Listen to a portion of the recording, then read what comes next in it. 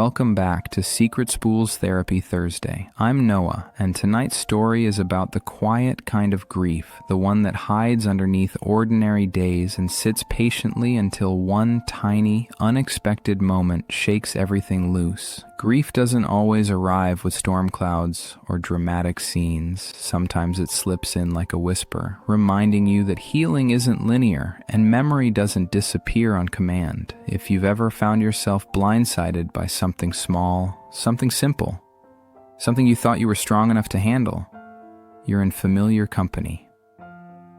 Let's begin.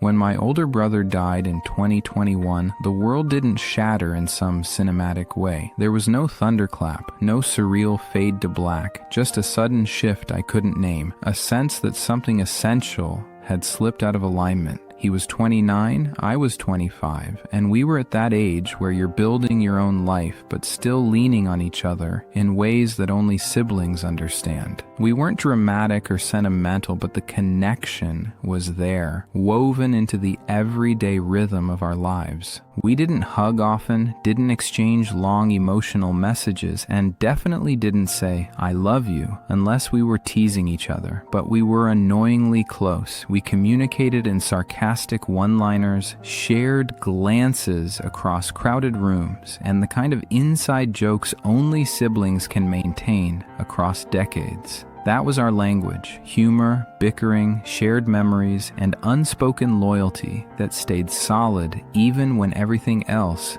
felt chaotic. My brother never missed an opportunity to roast me. My haircut, my playlists, my clumsy attempts at cooking, the way I dressed when I didn't have time to think about it. But when life punched me in the stomach, when a job fell apart, when a relationship ended, when I started doubting myself, he was the one who showed up, quietly rolling his eyes as if helping me was some enormous burden he was too soft-hearted to refuse. That was his love language. Loud jokes, quiet loyalty. After he died, grief didn't hit all at once. It came in waves, sometimes so small I barely noticed them, sometimes strong enough to pull me under. The big losses were obvious: birthdays without him, holidays with an empty chair, family gatherings where laughter felt thinner. But the smaller losses cut deeper. The little memories that slipped away without warning, the tiny details of who he was that faded one by one, almost silently. His laugh started fading first, not the idea of it, but the actual sound, then the rhythm of his voice, then the way he knocked on my door, or the way he'd stretch certain words just to irritate me. The jokes we shared became blurred edges instead of full pictures. Each time one of those memories softened, a part of me tightened, scared that I was losing pieces of him I'd never get back.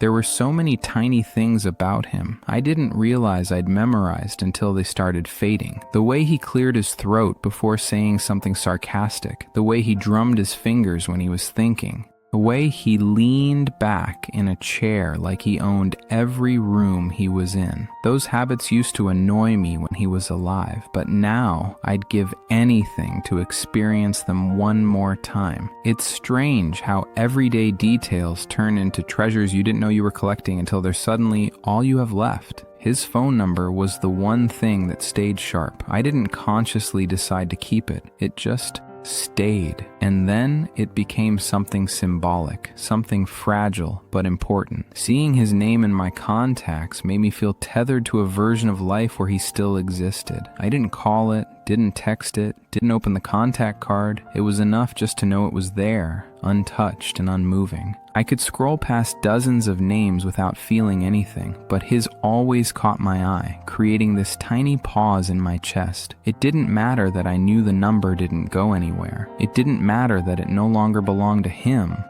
It mattered that it reminded me of a time when reaching him was as simple as tapping a screen.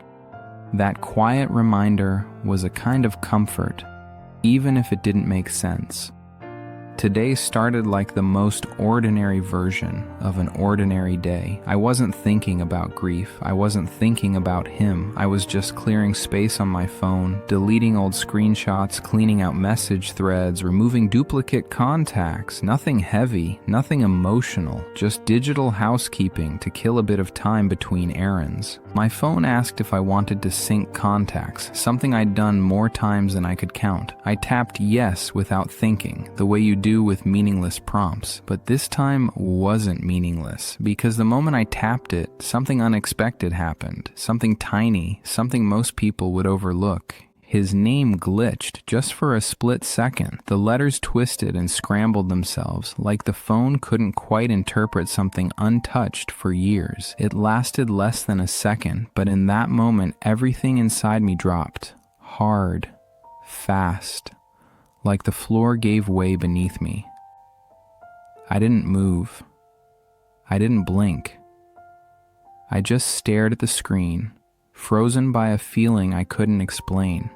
The glitch itself meant nothing, but the impact was enormous. It shattered the quiet illusion I'd been holding on to, that his number still connected to something meaningful, that it represented him in some real way. In that moment, I saw it for what it was. Disconnected digits, floating in a technological void, significant only because I kept insisting they were. The truth hit with the force of a sudden storm. The number wasn't his anymore, and hadn't been for a long time.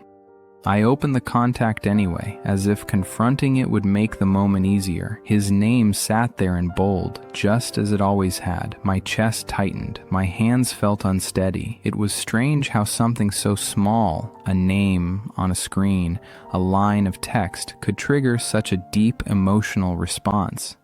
But that's the thing about grief. It doesn't need something big to activate it. It just needs an opening. All the rational thoughts people love to repeat played through my mind like a script. It's just a number. Deleting it doesn't erase him. Keeping it doesn't bring him back. You don't need it to remember him. They're true in a technical sense. But grief doesn't run on truth or logic.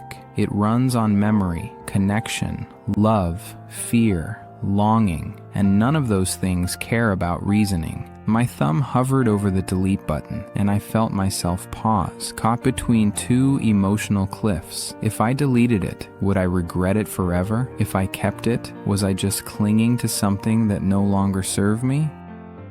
I felt overwhelmed and strangely small, caught in the push and pull of memory and reality.